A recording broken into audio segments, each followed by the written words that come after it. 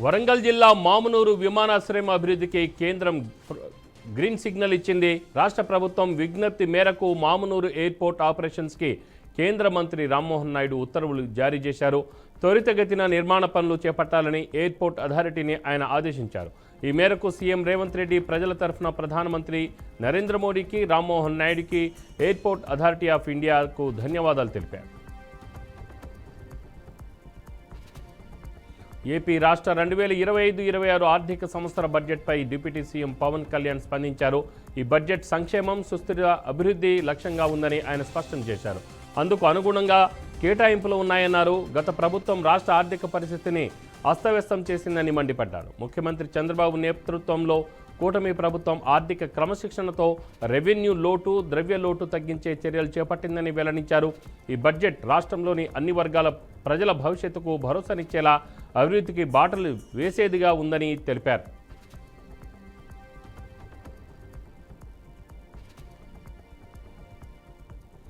యాదాద్రి భువనగిరి జిల్లాలోని యాదగిరిగుట్ట శ్రీ లక్ష్మీ నరసింహస్వామి ఆలయం బ్రహ్మోత్సవాలను సిద్ధమైంది. ఈ రోజు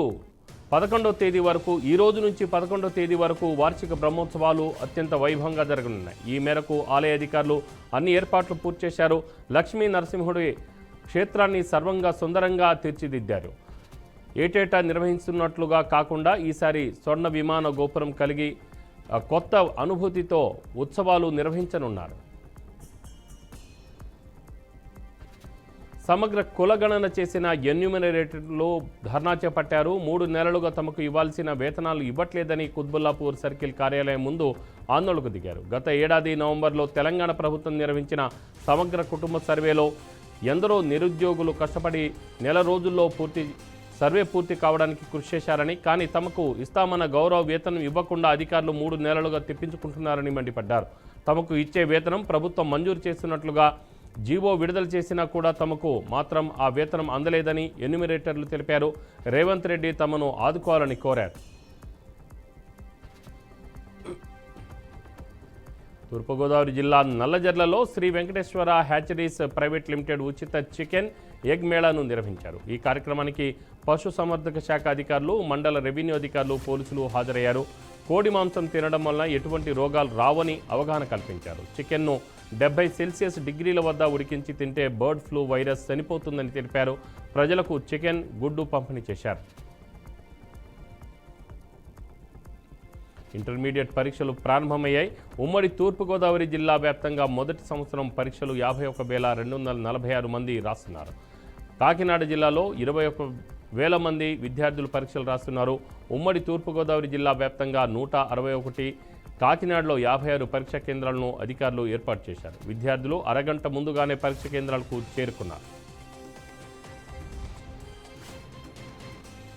ప్రకాశం జిల్లా గిద్దలూరులో ఇంటర్మీడియట్ పబ్లిక్ పరీక్షలు ఈ రోజు నుంచి ప్రారంభమయ్యాయి. పరీక్షలకు 1 నిమిషం ఆలస్యంగా వచ్చినా అనుమతించేది లేదని ఇంటర్మీడియట్ విద్యాశాఖ మండలి స్పష్టం చేసింది. విద్యార్థులకు ఎటువంటి సౌకర్యాలు కలగకుండా అన్ని రకాల ఏర్పాట్లను అధికారులు పూర్తి చేశారు. గిద్దలూరులో 3 పరీక్ష కేంద్రాల్లో ఈరోజు పరీక్షలు ప్రారంభమయ్యాయి. తెలంగాణలో త్వరలో హెల్త్ టూరిజం పాలసీని తీసుకురానున్నట్లుగా రేవంత్ ప్రకటించారు. ఎయిర్పోర్ట్ సమీపంలో 1000 ఎకరాల్లో హెల్త్ క్యాంపస్ను ఏర్పాటు చేయనున్నట్లుగా ఆయన తెలిపారు. బంజారా హిల్స్లోని లీలా హోటల్లో AIG hospital chairman, Padma Vibhushan award గ్రహీత నాగేశ్వర్ రెడ్డి సన్మాన కార్యక్రమం జరిగింది. ఈ కార్యక్రమానికి ముఖ్య అతిథిగా ముఖ్యమంత్రి రేవంత్ రెడ్డి హాజరయ్యారు. తెలుగు జాతి నుంచి ఒక డాక్టర్గా నాగేశ్వర్ రెడ్డికి అరుదైన అవకాశం దక్కిందని ఆయన అన్నారు. పద్మశ్రీ, పద్మభూషణ్, పద్మ విభూషణ్ అవార్డులను దక్కించుకున్నారని అభినందించారు. ఎస్ఎల్బీసీ ఘటనపై ఈ సమయంలో రాజకీయాలు చేయడం సరికాదని బీజేపీ ఎమ్మెల్యే పాయల్ శంకర్ అన్నారు. ఈ మేరకు బీజేపీ ఎమ్మెల్యేలు శాసనసభాపక్ష నేత ఏలేటి మహేశ్వర్ రెడ్డి నేతృత్వంలో హైదరాబాద్ నుంచి దోమలపెంటకు వెళ్లనున్నారు. అక్కడ ఎస్ఎల్బీసీ ప్రాజెక్టు వద్ద కొనసాగుతున్న సహాయక చర్యలకు పరిశీలించేందుకు దోమలపెంటకు వెళ్తున్నారు. భారత్, యూరోపియన్ యూనియన్ల మధ్య భాగస్వామ్యాన్ని ప్రధాని నరేంద్ర మోడీ ప్రశంసించారు. ఇరు దేశాల మధ్య ఉన్న వ్యూహాత్మక భాగస్వామ్యాన్ని సహజమైనదని అభివర్ణించారు.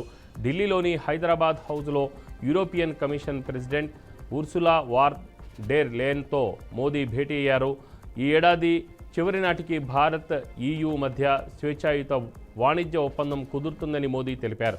వివిధ అంశాలపై నిజాయితీగా అర్థవంతమైన చర్చలు జరిపామన్నారు. ఈ ఏడాది చివరి నాటికి లక్ష్యాన్ని సాధించాలని ఆశాభావం వ్యక్తం చేశారు. రంగారెడ్డి జిల్లా వట్టినాగులపల్లిలో రోడ్డు ప్రమాదం జరిగింది. అతివేగంతో టిప్పర్ సైకిల్ను ఢీకొట్టింది.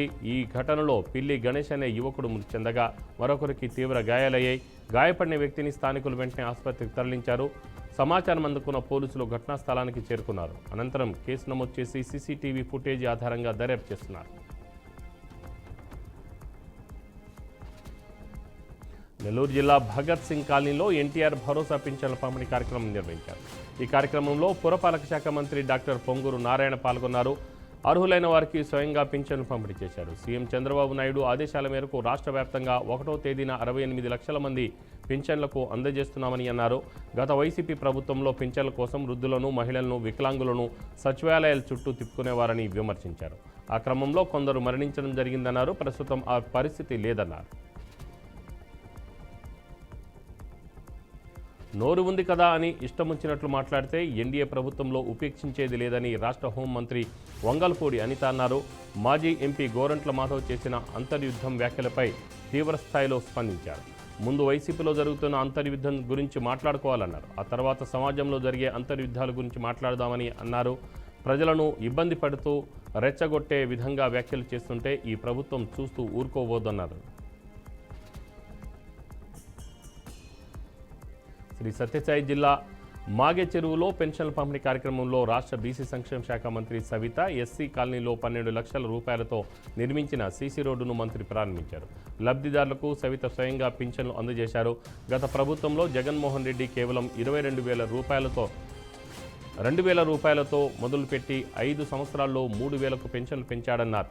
చంద్రబాబు నాయుడు మాత్రం ఎన్నికలలో హామీ ఇచ్చిన విధంగా తమ ప్రభుత్వం రాగానే వికలాంగులకు 6,000 రూపాయలు, వృద్ధులకు 4,000 రూపాయలు పింఛన్లు అందిస్తున్నామని మంత్రి అన్నారు.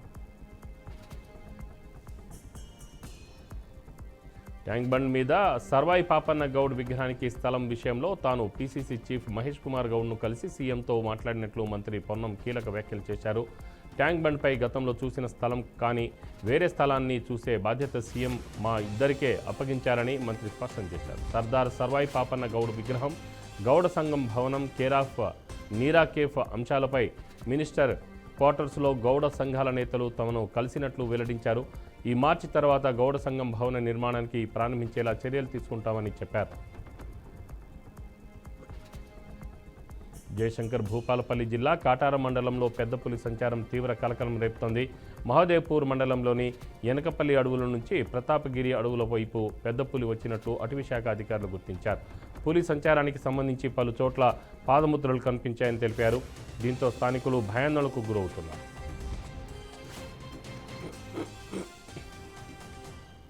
రాష్ట్ర వ్యాప్తంగా మల్టీప్లెక్స్లలో 16 ఏళ్లలోపు పిల్లలకు సినిమా ప్రదర్శనపై ఉదయం 11 లోపు, రాత్రి 11 తర్వాత అనుమతించవద్దంటూ తెలంగాణ హైకోర్టు గతంలో ఆదేశాలు జారీ చేసింది. అయితే సినిమా ప్రదర్శనలపై ఆంక్షల నేపథ్యంలో మల్టీప్లెక్స్ అసోసియేషన్ ఇటీవలే హైకోర్టులో పిటిషన్ దాఖలు చేసింది. ఈ మేరకు ఆ పిటిషన్పై విచారణ చేపట్టిన ధర్మాసనం సంచలన తీర్పును వెలువరించింది. జనవరి 21న ఇచ్చిన ఉత్తర్వులను తాజాగా సమర్థిస్తూ 16 సంవత్సరాలలోపు పిల్లలను అన్ని షోలకు అనుమతించవద్దంటూ తీర్పును వెలువరించింది.